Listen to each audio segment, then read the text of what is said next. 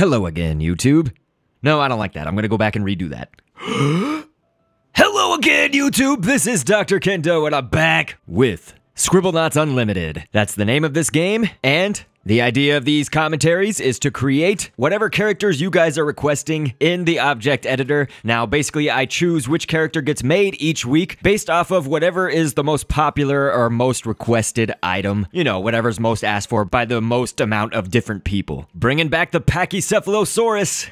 It's got to be spelled on screen right there. So we've used this a few times, like in the Futurama characters and some of the Gravity Falls cast and things like that. It's a good little head shape for something that's, I guess, a more elongated head, you know, rather than just the normal human type heads. Starting off with a bodybuilder for today's source object. This is an interesting one. I actually really like this character, although I don't know a whole lot about it because I'm not super familiar with the Spider-Man universe compared to lots of other comics that I am more familiar with. But as you can see in the title, we are creating Venom. I just took an arm from the 29-page library, and that's going to be kind of the neck that's coming out. You want to put that on the body part instead of the head grid. There's basically different segments for each of your characters that you're creating in the object editor. You know, there's a head, there's two arms, there's two legs, and then there's a torso, generally for any humans or humanoids. There could be more pieces depending on what it is, or more sections, I should say. But yes, you can put basically, like right now I'm putting this 29-page library arm again. It's on the 4th page. I'm putting it on the head section or grid. So what I'm trying to say is obviously the placement is somewhat important. You know, if you're trying to get, like, for instance, the neck that I had put on Venom right there, it would look kind of strange if it was attached to the head part of our character because, you know, let's say that he looked up or whatever, the neck would go like horizontally out, you know, it would follow basically whatever path the head was on instead of staying attached to the body. So you can obviously see that we used a piece of a tornado for the eyes for Venom, and I thought that that was a really good stamp for his crazy eyes, and then also Fang is going to be for his teeth. Right now we're keeping the rest of the bodybuilder parts on, but I think I'm going to take a lot of them off. We're using a cat tail. You can grab it from the 29-page library, or you can just type in cattail and take, of course, the tail, not the plant. And a kangaroo's arm is actually going to be an interesting little thing for the tongue that the cattail is meant to be. The kangaroo's arm is basically a nasty spit trail, you know? We could do a whole lot more if we, you know, didn't run out of stamp space, but I believe that we are going to exceed the stamp space in just a little bit because I wanted to put these werewolf arms on our Venom creation. I think that they look a little bit better than the bodybuilder arms. Now, this is only if you want some points and stuff on his hands. You could, of course, create the object separately where you do the head separate from the body and then attach them later on. I try to avoid that just because, in general, it creates a lot more complications. People would have to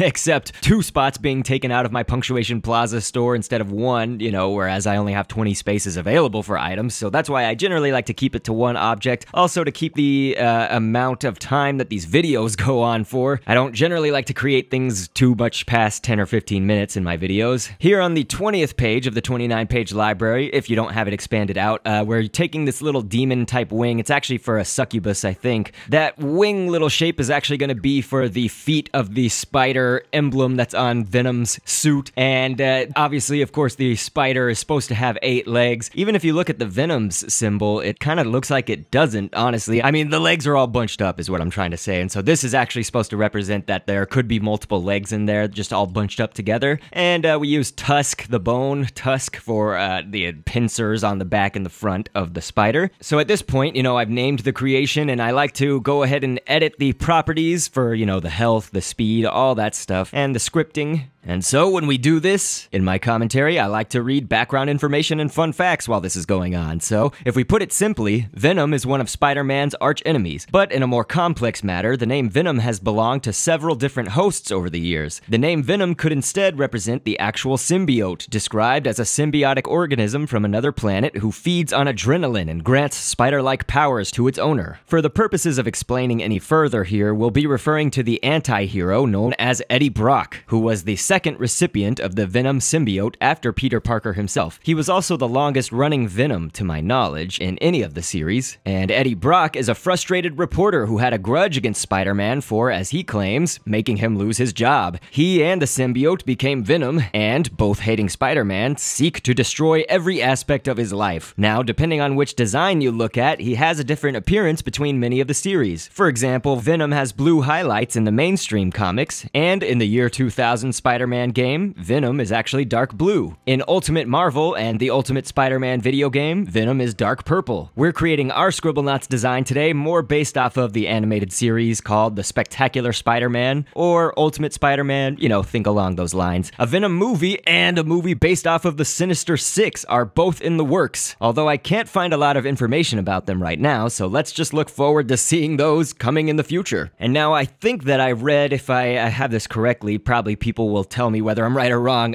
Carnage is also set to appear in the new movie, or movies, I think, and I actually learned a new thing or two when I read some information about Carnage for this episode. So yes, we will create Carnage from our Venom design and everything. It should be really easy just to kind of recolor him, basically. We'll have a little bit more stamp space because Carnage doesn't have the emblem that's on the Venom suit. So as I said, I learned some new things. Apparently he was going to actually be named Chaos and then Ravage before they finally settled on the name Carnage. And as I understand it, the Carnage symbiote is now within Cletus Cassidy, that's the name of the character, who is a psychopath and a homicidal sadist whose character design was actually loosely based off of the Joker. I know that people are really hoping for or expecting a Venom versus Carnage showdown in the movies, so hold out for that one, eh? We'll take the legs of a dancer, I think, just to, I don't know if I want to make Carnage as buff as the Venom, you know, it'll be close, but I just want to give him these legs that are a little bit more proportional to his size, and we'll still give him kind of the pointy hand look, because Carnage, of course, has the pointy fingers. And you notice that we colored the fangs differently, and of course, we used this kind of red and black design. It's actually really good for Carnage, I think, in this game, and colored the tornado eyes just a little bit differently. So we've got my Spider-Man creation out on the map as well. I created Spider-Man for this series a long time ago, so it's good to finally bring him back out and we can reuse him and everything like that. He sinks into the ground a little bit just because of editing his legs and stuff like that.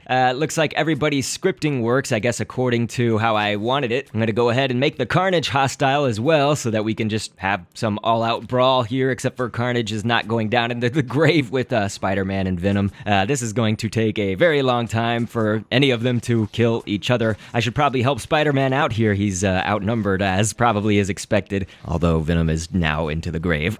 So I did make, actually, when I created my Spider-Man, I just took the arm of Razor, that's one of Maxwell's brothers. You make the stun gun as a source object, I believe, is what I used. This was a long, long time ago, but I took the arm of Razor and just kind of painted it up like Spider-Man's arms and made myself a net gun, a net shooter or web shooter. So that's what I'm holding right now. It's very tiny, so I don't know if you can see it right now, but I can double click on an area and basically shoot, or I can, you know, click to attack somebody. So I will help Spider-Man out, our hero, by shooting Carnage down with my very own web shooter. Dr. K does whatever a Kendo does. Okay, I'm having way too much fun with this, but I appreciate it. Everybody asked for a lot of different characters, so it's actually been very close, and I do want to say, again, I hate to spoil things in this series, but I will be creating the Inklings from Splatoon, so be expecting those in an episode that airs after this one at some point, and hopefully before the Splatoon game actually comes out or on the day. We'll see. So just know I am at work creating those. But you guys rock. I can't say it any better than that, so I will catch you on the next vid,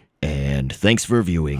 Down the road of twists and turns, always anxious to see what's within. We can look ahead to the point of no return, to the rest of our lives as the spectacle begins. I've been down the road of twists and